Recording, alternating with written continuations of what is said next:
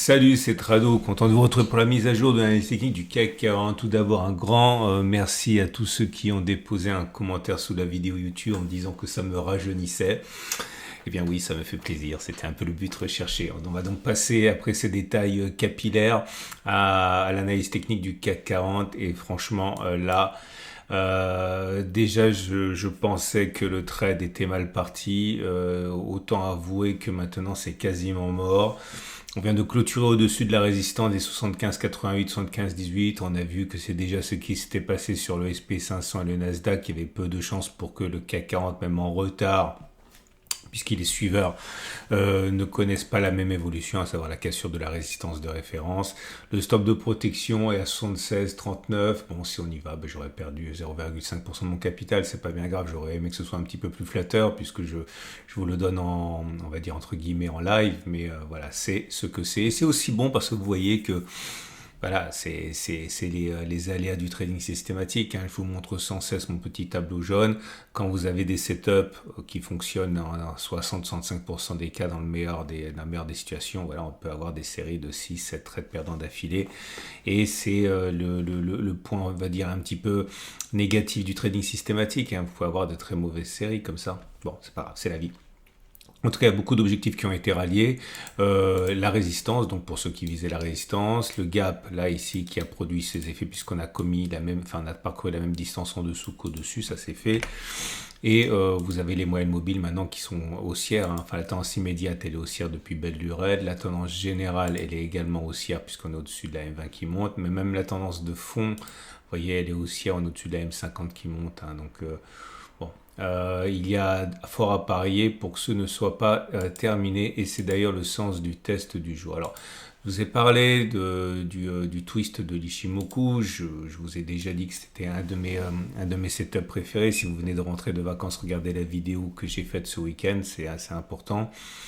Voilà, le twist, c'est ça, c'est la SSA qui croise la SSB, et je vous ai expliqué que normalement, enfin du moins c'est comme ça que je le tradais, puisque c'est quelque chose qui m'a accompagné de très nombreuses années.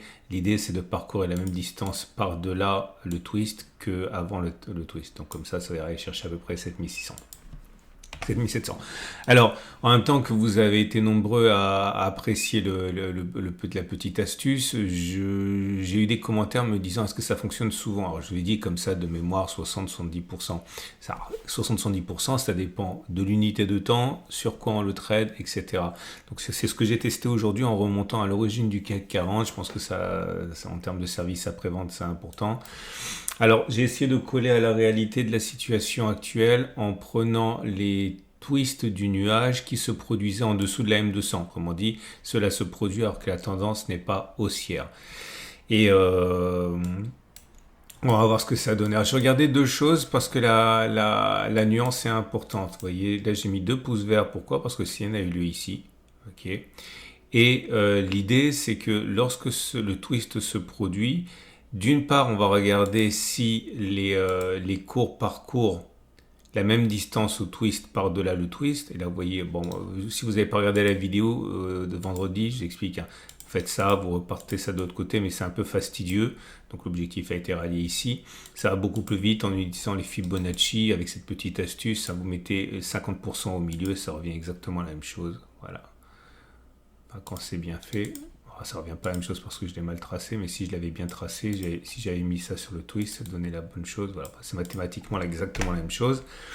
Et donc l'objectif a été touché. Ça ne veut pas dire qu'on ne va pas aller plus haut, mais ça veut dire que cet objectif-là a été touché. Mais attention, c'est pas parce que l'objectif a été touché que c'est tradable en tant que tel, puisque au moment où ça se produit, généralement on est au-dessus du twist. Autrement dit, le ratio gain-risque, il n'est pas bon. Je vous montre là, je compte 26 bougies en arrière. Je vous rappelle que lorsque le twist se produit, puisque le nuage est projeté en arrière, en avant, il faut compter 26 bougies pour arriver là. Donc si je compte, je fais avec vous une fois. Donc le twist a eu lieu ici, je compte 26 en arrière. 1, 2, 3, 4, 5, 6, 7, 8, 9, 10, 11, 12, 13, 14, 15, 16, 17, 18, 19, 20, 21, 22, 23, 24, 25, 26. C'est ici. Ok. Donc une fois que ça s'est produit là, on savait que ça irait là. Autrement dit que la hausse n'était pas terminée. Vous voyez bien que le ratio gain-risque qui n'est pas bon. Parce que si vous faites ça, ok, vous avez un objectif qui est là, un stop de protection d'invalidation du twist qui est en dessous. Normalement, ça fait un ratio gain-risque de 0,2. Alors, c'est très pratique pour faire de l'analyse technique, pour savoir s'il faut garder quelque chose ou si éventuellement il faut utiliser comme filtre. C'est très important, cette astuce que je vous donne. Mais bon, ça, en tant que tel, on ne peut pas forcément gagner de l'argent avec ça parce que le ratio gain-risque, il n'est pas bon. Par contre, j'ai regardé, c'est le sens de la deuxième flèche.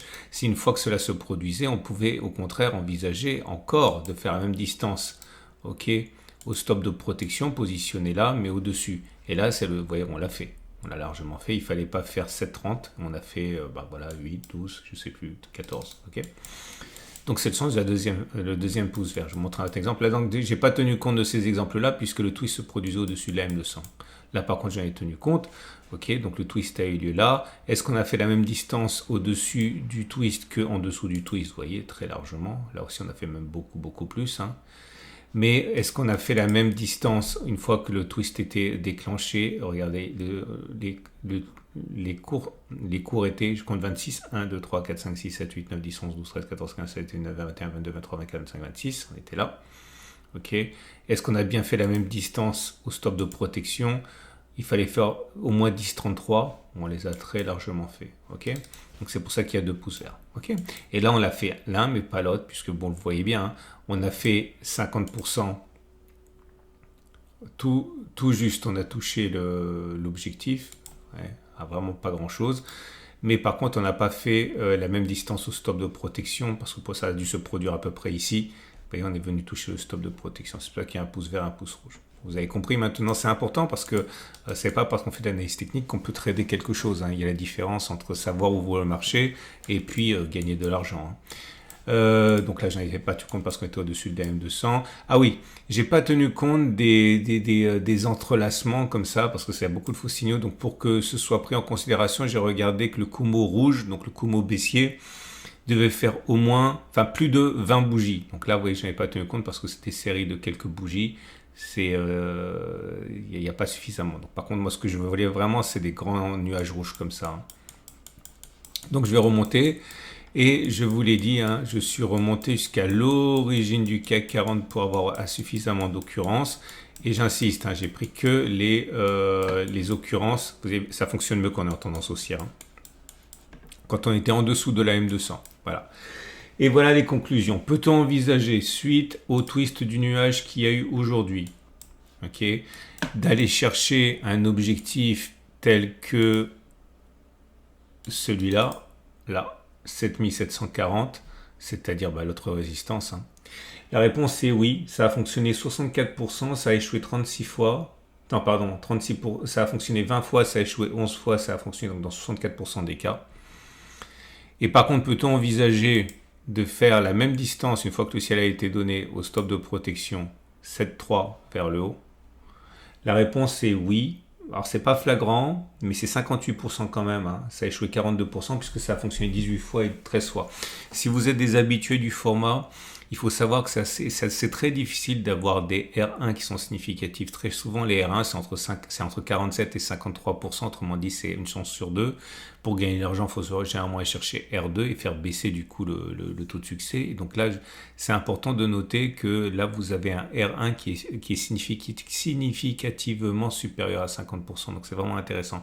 J'ouvre une parenthèse dans la parenthèse parce que ça n'a rien à voir avec la vidéo. Mais on me demande souvent, Trado, est-ce que tu connais machin qui propose une stratégie et qui veut me faire payer 50, 100, 1000, 2000, 6000 euros parfois?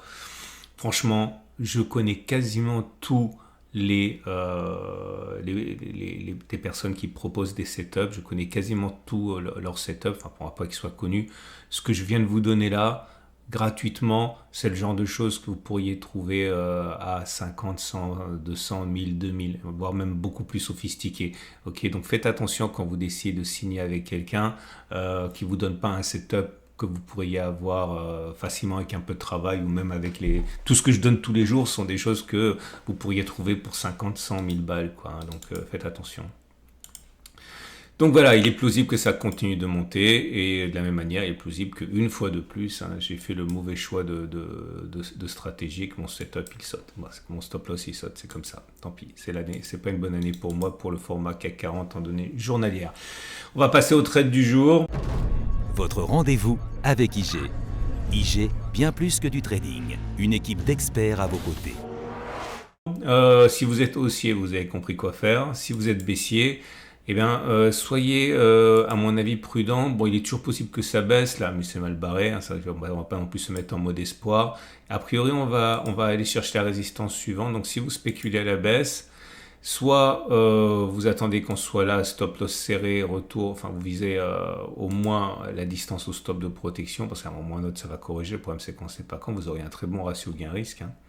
Donc dans la zone bleue. Ok, et puis bon, si vous êtes haussier, vous avez compris. Voilà, je vous rappelle que si vous voulez avoir la fonction qui vous permet d'enlever ce qui ne vous intéresse pas, d'enlever la Chiku, la Kijun, la Ginspan, etc., pour avoir que le nuage, c'est avec PRT, c'est gratuit, vous abonnez en dessous de la vidéo. Voilà, c'est terminé pour aujourd'hui. Vous avez plein de choses qui vous attendent dans l'onglet communauté de la chaîne YouTube, notamment des alertes de trading. Vous avez également une analyse de Unibuy. Bref, toujours plein de choses dans l'onglet communauté de la chaîne YouTube. N'hésitez pas à y aller. À demain pour la mise à jour.